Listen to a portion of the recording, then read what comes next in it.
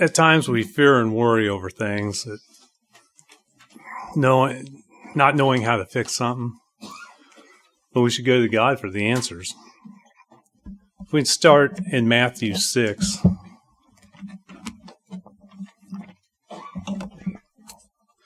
Matthew 6, 25 through 34.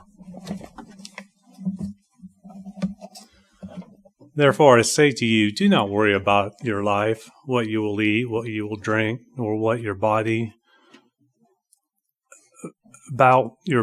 what you will put on. Is not life more than food, and the body more than clothing? Look at the birds of the air, for they neither sow nor reap nor gather into barns, yet your heavenly Father feeds them.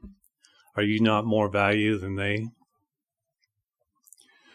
Which of you are worrying can add 1 cubit to his stature? So why do you worry about clothing? Consider the lilies of the field, how they grow. They neither toil nor spin.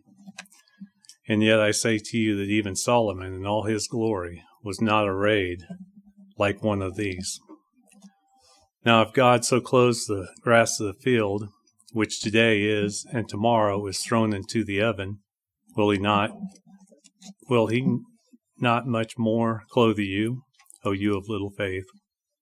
Therefore do not worry, saying, what shall we eat, or what shall we drink, or what shall we wear? For all these things the Gentiles seek, for your heavenly Father knows that you need all these things. But seek first the kingdom of God and his righteousness, and all these things shall be added to you. Therefore do not worry about tomorrow, for tomorrow will worry about its own things. Sufficient for the day of its own trouble. And also Matthew 10, verses 28 through 31.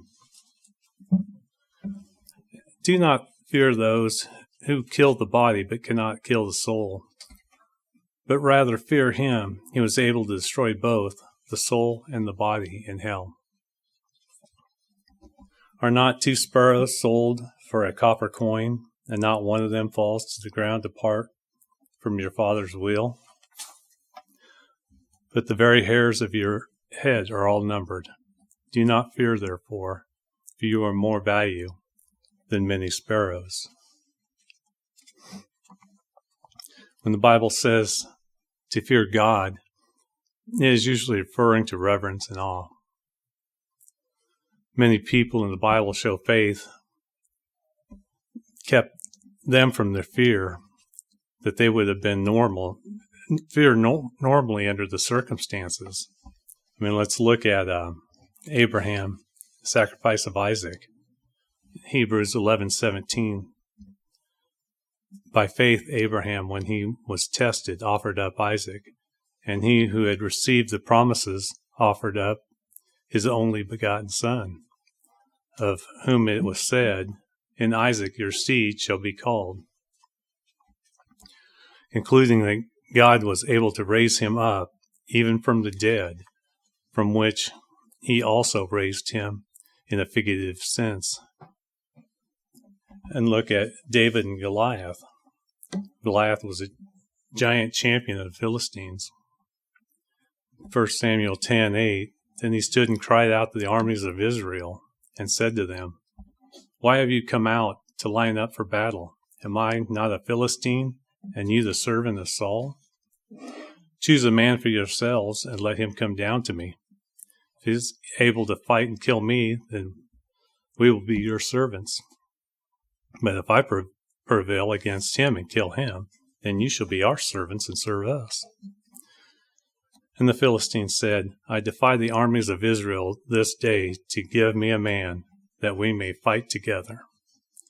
Then Saul and all Israel heard these words of the Philistines, and they were dismayed and greatly afraid. Then David was sent to carry provisions to his brothers and report back to their father about their well-being. And then dropping down to verse 23, where David arrives with his brothers and hears Goliath. Then as he talked with them, there was the champion, the Philistine of Gath, Goliath by name, coming up from the armies of the Philistines, and he spoke according to the same words, so David heard them. And all the men of Israel, when they saw the man, fled from him and were dreadfully afraid. So the men of Israel said, "Have you seen this man who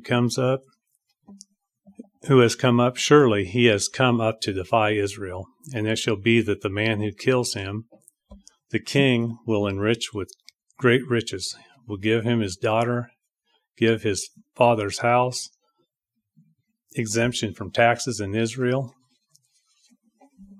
Next, in verse 32, David lets Saul know he is unafraid.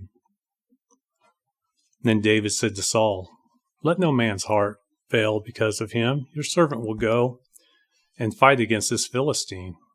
And Saul said to David, "You are not able to go up against this Philistine to fight with him, for you are a youth, and he is a man of war from his youth." But David said to Saul, "Your servant used to keep his father's sheep, and when a lion or a bear came and took a lamb out of the flock, I went out after it and struck it, and delivered the lamb from its mouth. When it arose against me, I caught it by its beard and struck and killed it. Your servant has killed both lion and bear, and this uncircumcised Philistine will be like one of them, seeing he has defied the armies of the living God." Moreover, David said, "The Lord who delivered me from the paw of the lion and from the paw of the bear, he will deliver me from the hand of the Philistine." And Saul said to David, "Go, and the Lord be with you." And we all know the end of the story, how God gave young David victory over the giant Goliath. Now we'll look at Elisha and his servant in 2 Kings 6, and starting in verse 8.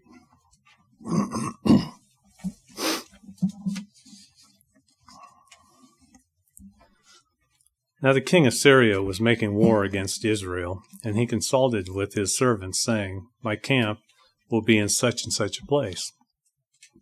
And the man of God sent to the king of Israel, saying, "Beware that you do not pass this place, for the Syrians are coming down there."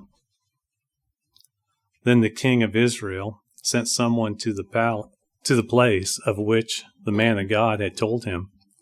Thus he warned him, and he was watchful there, not just once or twice.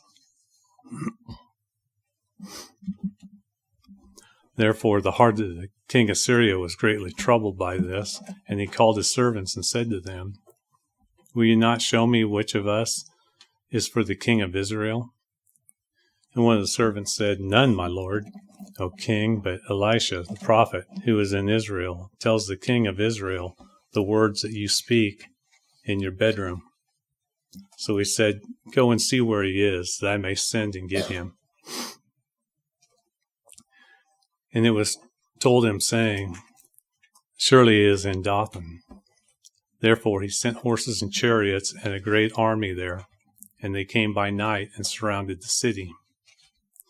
And when the servant of the man of God arose early and went out, there was an army surrounding the city with horses and chariots. And the servant said to him, "Alas, my master, what shall we do?" So he answered and said, "Do not fear, for those who are with us are more than those who are with them." And Elisha prayed and said, "Lord, I pray that you open his eyes that he may see." Then the Lord opened the eyes of the young man, and he saw, and behold, the mountain was full of horses and chariots of fire all around Elisha. So when the Syrians came down to him, Elisha prayed to the Lord and said, "Strike the people, I pray, with blindness." And he struck them with blindness, according to the word of Elisha.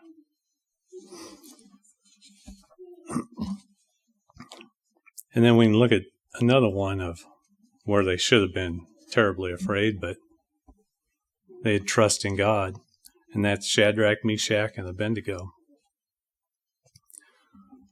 Nebuchadnezzar of Babylon, at the time of the captivity of Judah, built an enormous statue made of gold, and commanded that everyone should fall down and worship this idol or be cast into a fiery furnace.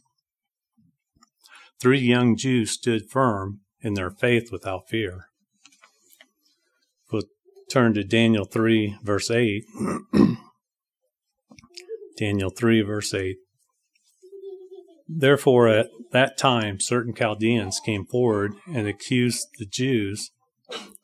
They spoke and said to King Nebuchadnezzar, O king, live forever. You, O king, have made a decree that everyone who hears the sound of the horn, flute, harp, lyre, and psaltery, and symphony with all kinds of music shall sit down and worship the golden image. And whoever does not fall down and worship shall be cast into the midst of a fiery furnace.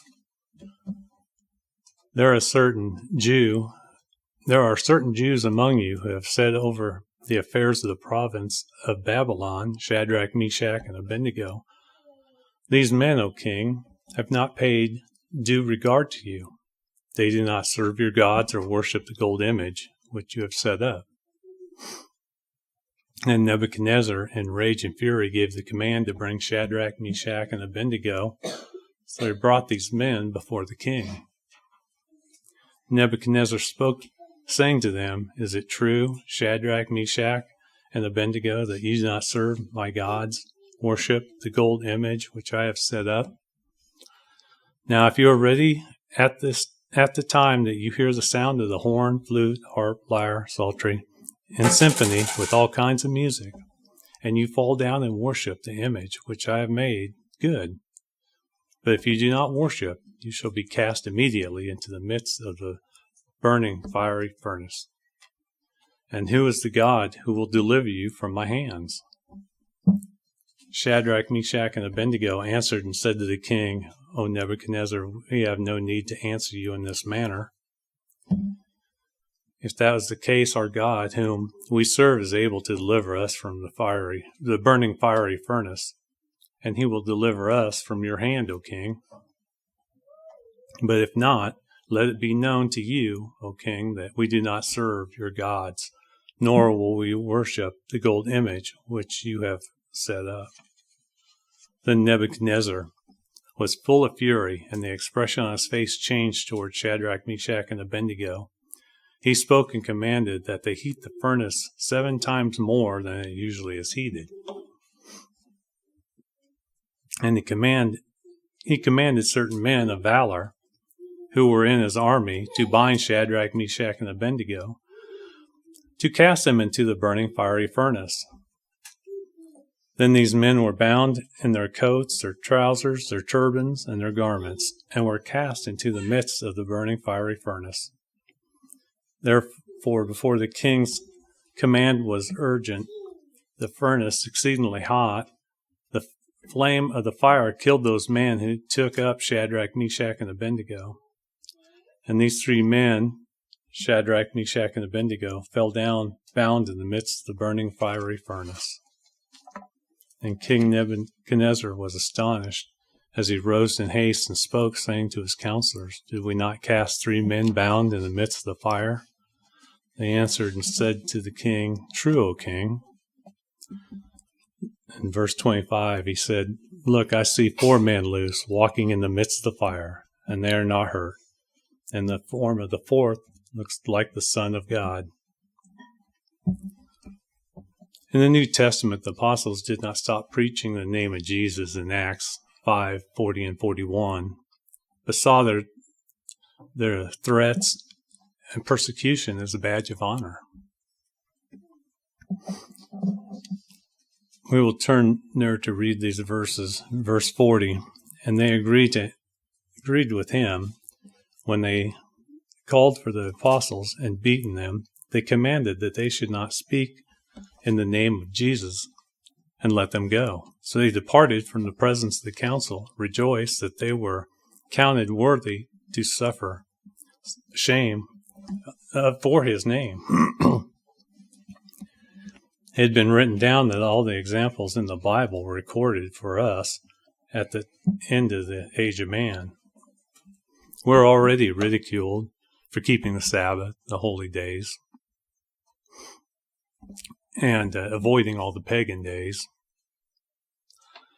But it's going to be getting much worse. We might have to stand before judges to explain ourselves, but we need not to fear knowing that God will be there with us. The worst they can do is take our life, but they cannot take our salvation. So fear not. God has shown that He is faithful and will stand with us.